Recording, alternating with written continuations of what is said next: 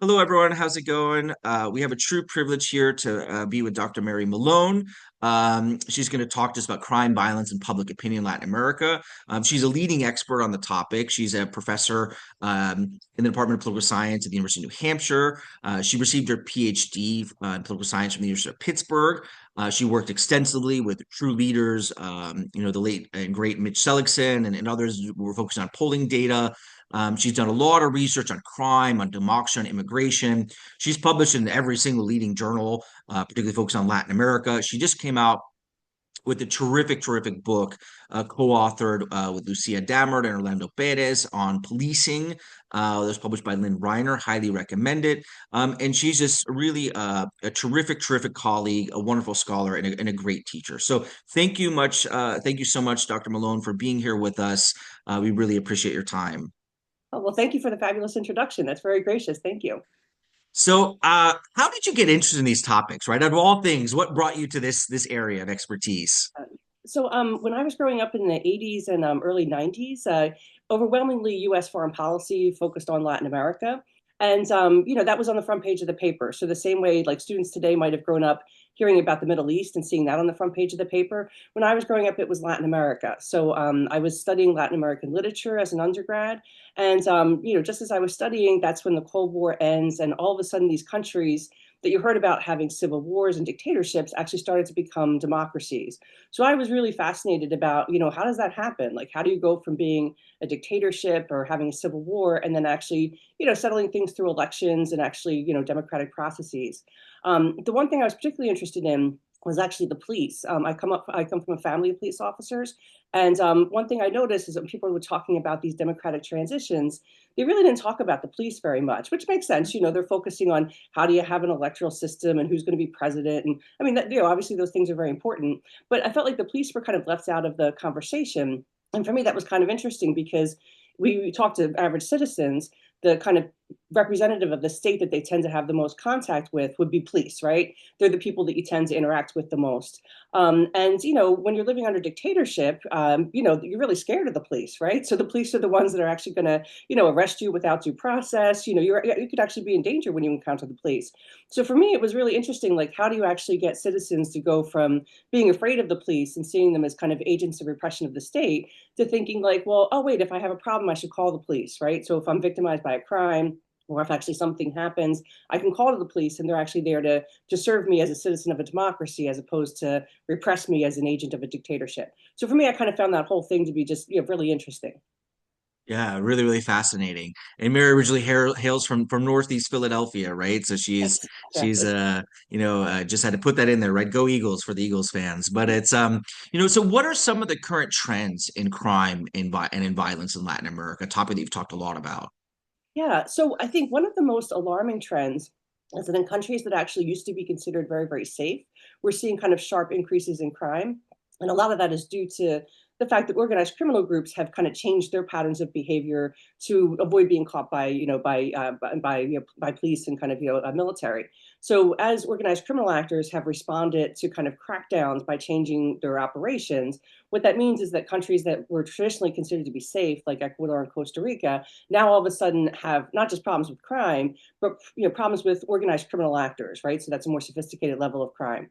So for me, that's kind of one of the most troubling things is that we're seeing not so much that crime rates might decrease if you have some kind of intervention. It's just that you're displacing criminal activity to other areas, right? We call that, as you know, the balloon effect, right? That basically, it's kind of sobering because, we think if we invest in these measures, it'll actually reduce crime. But really what we're just seeing is that it displaces crime, right? So that's kind of for me been one of the most troubling things. The other thing that's interesting is that in some countries we've actually seen crime decrease, right? So El Salvador, of course, is the country that gets the headlines, but other countries as well have seen decreases in crime, and we're seeing that unfortunately that's not necessarily good news. It just means that the crime has moved to other places. No, that's a great point. And you worked extensively with the Latin American Public Opinion Barometer, which is at Pittsburgh, and then went to Vanderbilt University. They do, for those of you who don't know, do just terrific work polling throughout their entire region of the Americas. So you've worked a lot with LAPOP and analyzing security data. What are some of the perceptions of security, or maybe I should say insecurity, Okay. in the region that you find? Yeah. So one of the things that's actually most, and actually I started writing about this 20 years ago. I found it really fascinating, is that when you actually look about people's fear of crime, right? So we ask them like, how worried are you that you're going to be a victim of a crime? How Yeah. safe do you feel walking around your neighborhood? We ask them kind of those questions about their kind of daily perceptions of crime. And when you look at that, what's interesting is that sometimes the safest countries actually have the highest levels of fear of crime, right? So on one hand, that reflects kind of expectations, right? So if you're walking around Chile, and you're afraid of crime, you don't kind of say, oh, well, at least I'm not in Honduras where it's much worse. You just don't like the fact that you're afraid in Chile, right? So, on one hand, it kind of reflects expectations of what people think things should be and how secure they should be. On the other hand, too, it also sometimes reflects kind of insecurities about other areas. So, and we see this actually in the literature on the United States as well as Great Britain, that sometimes when there's a lot of societal change or economic dislocation and people are worried about other things, crime is kind of a tangible scapegoat, right? So they can say, so insecurity kind of becomes a mechanism by which people express their frustration about other types of things that are going wrong in the crime. In the context of the United States, for example, sometimes we see if you have kind of changes in the racial or ethnic composition of neighborhoods, people actually perceive that crime is actually more of a problem. And really what that reflects is people's kind of, process of becoming a more diverse area as opposed to crime rates have objectively increased. Yeah, that's such a good point. Sometimes it always gets me when I look at the LAPOP data that, like, Bolivia, if you look at fears of crime versus Peru, when in reality, they're not the same level as they are in Mexico or Venezuela or some other places, Right. Brazil, but the perceptions aren't necessarily reality. But that's really, really important that you're dealing with people's perceptions and how they feel. One of the things that you've written a lot about in terms of institutions and with people like Orlando Perez and others uh, is the police, but among other institutions, like why is trust in institutions in general so low in Latin America? There are Yeah. countries where it's a little bit higher, but if you look at the LAPOP data over time, there just seems like high levels of distrust. What are some of the causes of that? Yeah, I mean, I think there's a couple of them. So one is that anytime you have higher rates of inequality, you tend to have lower levels of trust across the board, right? And that's interpersonal trust as well as trust in institutions, right? And a lot of that has to do with the fact that when you have a huge gap between people who are wealthy and people who are not, it kind of fosters a whole series of behaviors where people don't trust each other because they see a whole bunch of social distance as opposed to, oh, those people are just like me. So I would say part of it's kind of structural and this legacy of high rates of inequality, which as you know, Latin America has one of the highest rates of inequality in the world. So in that sense, you're kind of starting out with a baseline of trust is going to be low.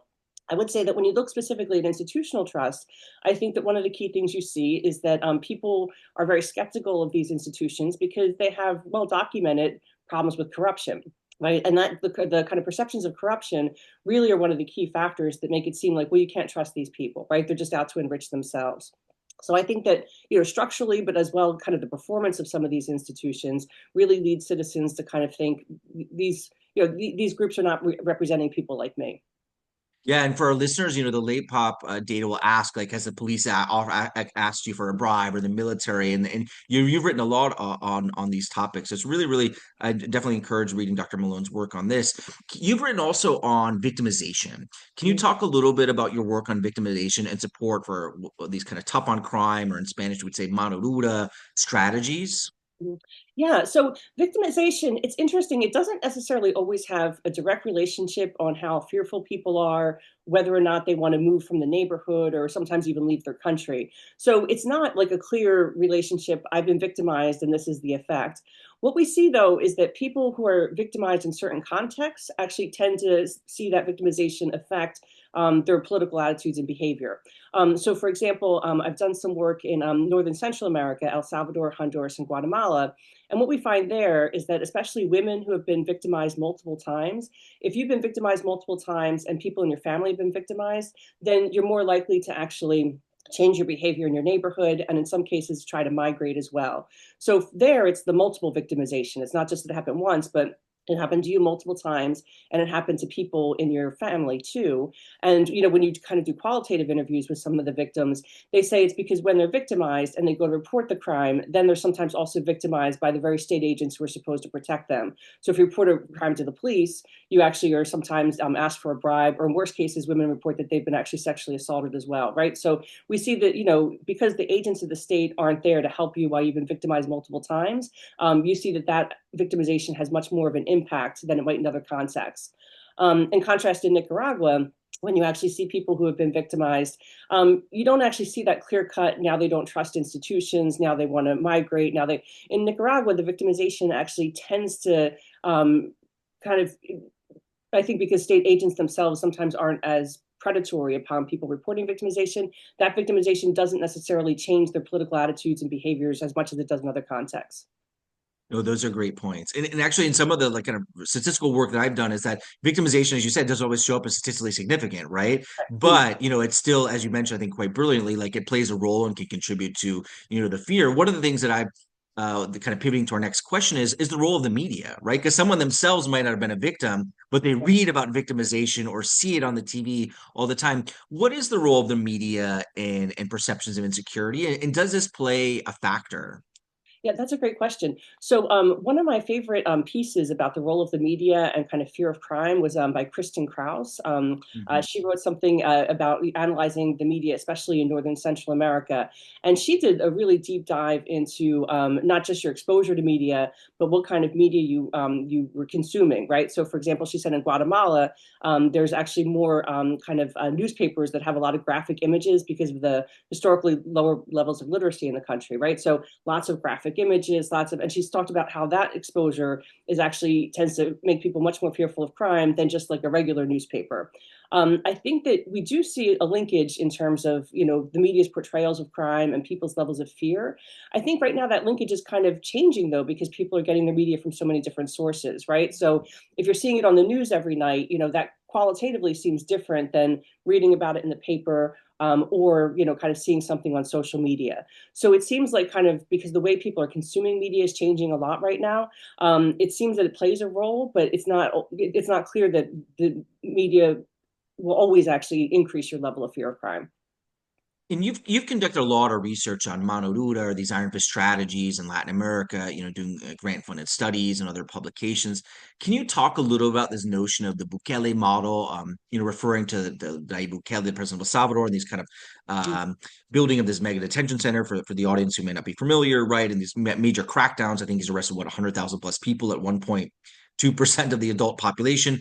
Can you talk a little bit about Mano dura in the region? And is there this notion of the Bukele model? We interviewed Dr. Pam Ruiz talking about Guatemala and what we've seen there. Right. I'm going to ask you in a few minutes about Costa Rica. But is there this notion of the Bukele model as a potential solution or the perception among some citizens and leaders?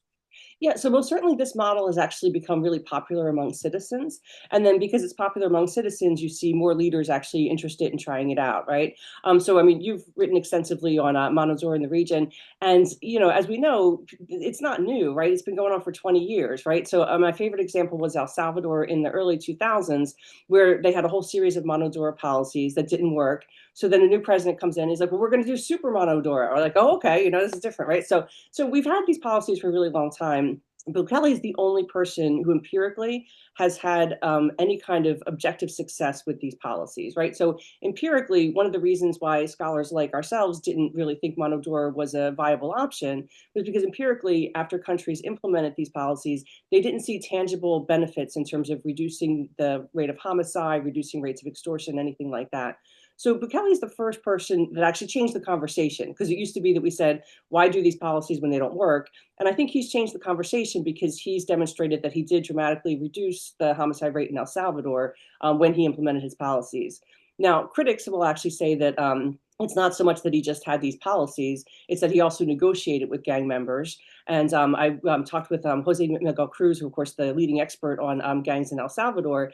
And he had also said that when you look at this, it's clear that there's negotiation going on too. And he also said that El Salvador is a really small country where there's only two rival factions, right? So it's much easier to kind of have these like very public, we're going to line up all the gang members and make them kneel for hours and not give them water, and that's how we're going to reduce crime. And versus like, where there's only two factors, and then quietly negotiate with them. That's very, very different than if you have a country where there's multiple actors. There's sometimes their level of criminal sophistication is much higher, so they're getting illegal revenue from multiple streams, mining, drugs, human trafficking. That's very, very different than the dynamics that we saw in El Salvador. So as much as we do see some objective benefits in terms of a homicide rate reduction in El Salvador, it's not clear whether or not that model would work in other areas that are more complex, right?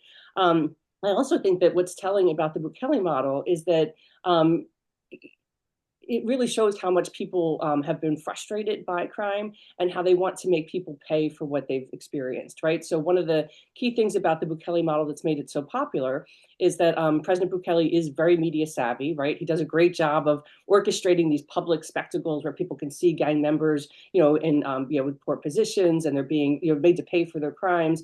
He's really good at actually having these highly publicized military raids that will go into neighborhoods, and people are like, yeah, that's it, we're going to get them, right? So in that sense, he's very media savvy. But what I don't understand is that, first of all, how sustainable it is to actually keep young men incarcerated.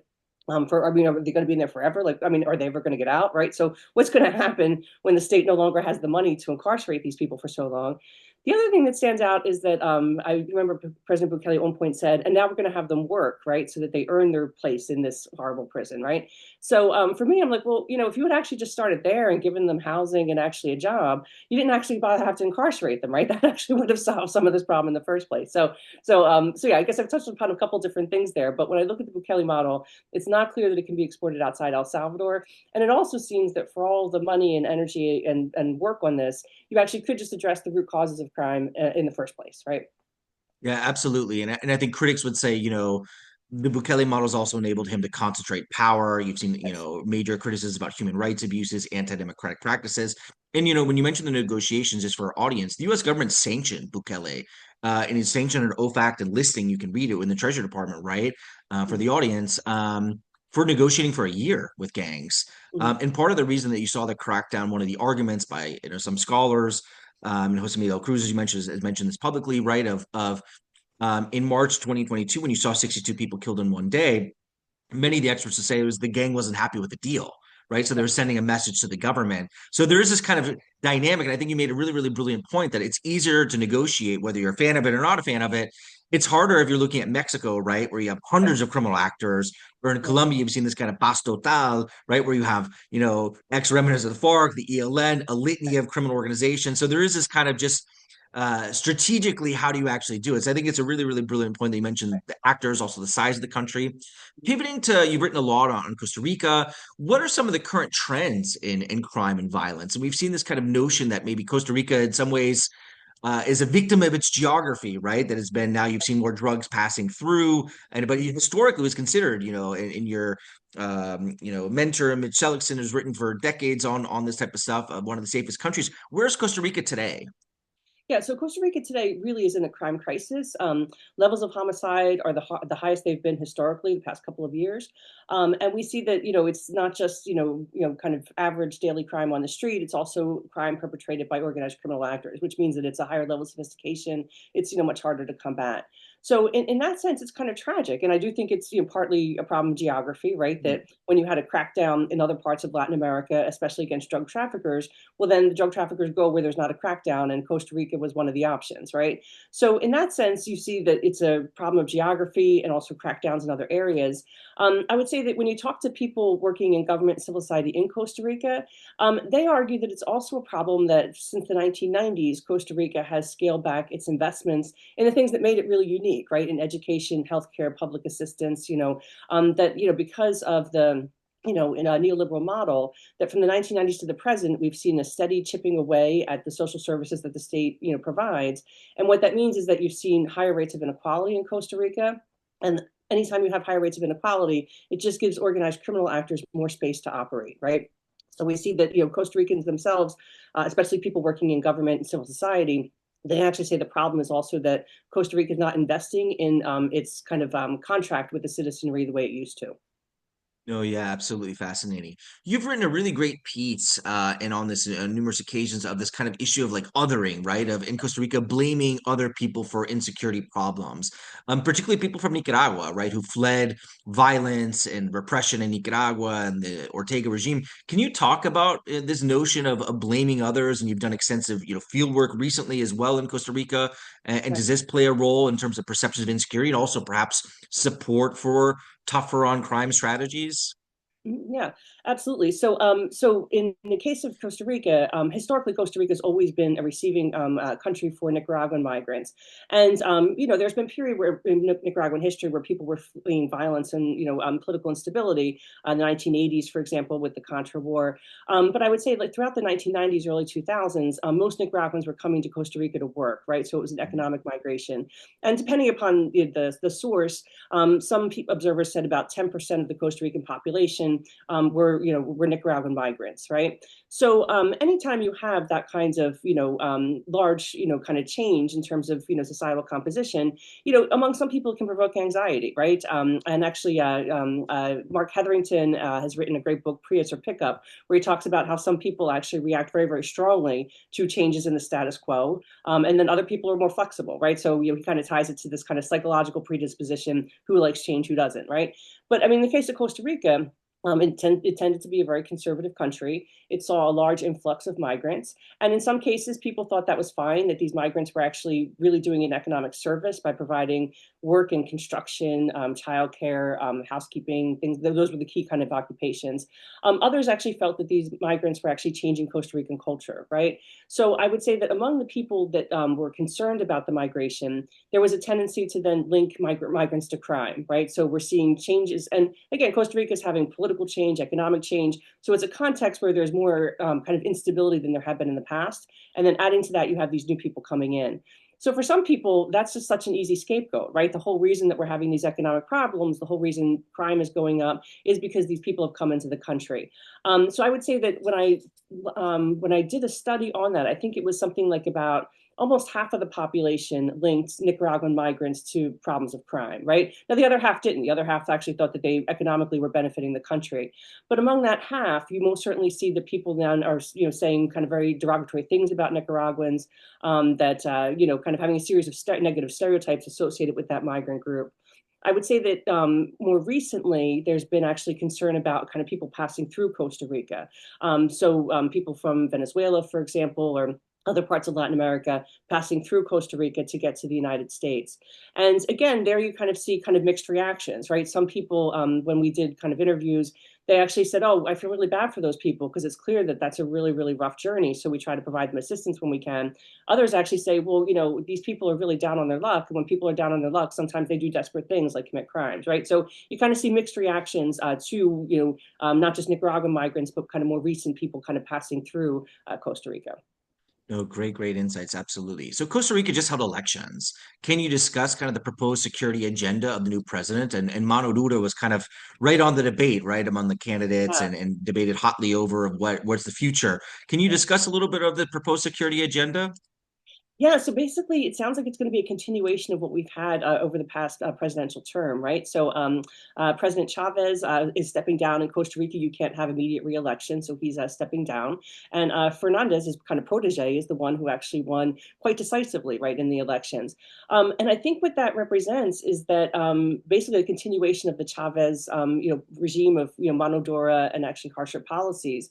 When Chavez was first elected, to be honest, it kind of reminded me of President Trump's election in 2016. When he was first elected, a lot of observers thought, well, that's a one-off, right? People were just frustrated with the old system. This guy seemed like he was new and he was going to come in and shake things up. So a lot of people kind of thought Chavez's original victory was kind of a one-off, right? Once he was in power, though, he had really high approval ratings. And what's interesting is that he had these high approval ratings, even though the country was going through the worst crime crisis historically that it's had. So what I find fascinating about the reaction to Chavez is that even though objectively crime got worse, people still credited him with actually doing better because he had this very tough rhetoric. And I know in your work you've called this rhetorical mano dura, right? But the fact that he had this really, really tough rhetoric meant that he was kind of insulated from being held accountable for the fact that security got worse under his watch. And now with the election of Fernandez, I think that what we're seeing now is that Chavez's victory, first of all, was just not a one-off, right? This is a permanent change in the party system in Costa Rica. This is another presidential term where we're going to continue Chavez's policies, and they're going to become more entrenched and harder to reverse in Costa Rica. So the new president to be, quite ominously, said that this was going to be the third republic, right? That actually the second republic, which was founded after Costa Rica's civil war in 1948, is over, and now this is the third republic, which which I don't know how you pick that terminology, but it doesn't sound good, right? So the thing is that when you look at that, you're basically seeing that Costa Rica now is kind of past the point of no return, right? That it actually had this change during the Chavez administration. Instead of actually having a new president from a different party that will reverse some of that change or moderate some of it, instead we've seen someone who's going to intensify it and institutionalize it. So I think what we're going to see in Costa Rica is another 4 years actually of policies that will be more punitive, that will actually increase the incarceration rate. It's not clear whether or not they're going to reduce the crime rate, though. So, what do you see? You mentioned a little bit the challenge you see going forward in Costa Rica. What about the region as a whole? And one thing that Stephen Levitsky and other scholars have written a lot on, kind of a litany of people thinking about, is are we seeing this democratic backsliding in the region? Is that something that you're concerned about, or think that we do need to explore more in the academic literature? Oh, 100% actually, yes. So this is definitely democratic backsliding, and we're seeing it on a global scale. So, not all countries, right? But most certainly in the case of Costa Rica, I think that this election of Fernandez means that this kind of new route, so to speak, will institutionalize, and it means that we're going to have just a lower quality of democracy, right? So more consolidation of power in the executive branch, less kind of ability for the judiciary and legislature to kind of curb the power of the executive branch. So most certainly, I think that that will lead to democratic backsliding in Costa Rica. I don't think it'll be as extreme as we've seen in other cases where it becomes kind of a competitive authoritarian regime or anything like that. I just think the quality of democracy will decrease, right? So but I don't think it's in danger of not becoming a democracy or becoming some type of hybrid regime. I just think the overall quality of democracy will decrease. In other countries, though, we've actually seen just a complete, reversal from being a democracy to now being a competitive authoritarian regime. That's most certainly the case in El Salvador. The case of Guatemala is actually kind of tenuous, right? We see that there was, a real fight to actually get the democratically elected president into office, right? And once into office, of course, he's had to kind of really face a lot of headwinds by people that want to revert Guatemala back to, being a competitive authoritarian regime. So I would say that around the region, it's troubling, and it's not just Latin America. I would say we see the same thing in the United States and the same thing in some European countries. So what's troubling is that we used to think that democracy was the only game in town at the end of the Cold War, and now it's quite clear that no, that people, even people who actually lived in very strong democracies, are actually willing to accept some authoritarian practices. Yeah, thank you so much. This has been so fascinating. Is there anything I missed or any final concluding thoughts that you wanted to add? No, no, I think we covered a lot of ground. So yeah, so this was wonderful. Thank you so much for the opportunity.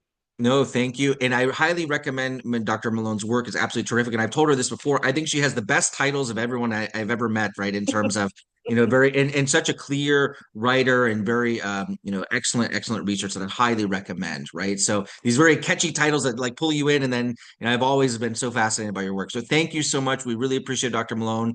Have a wonderful day. Thank you. You too. Take care. Bye bye.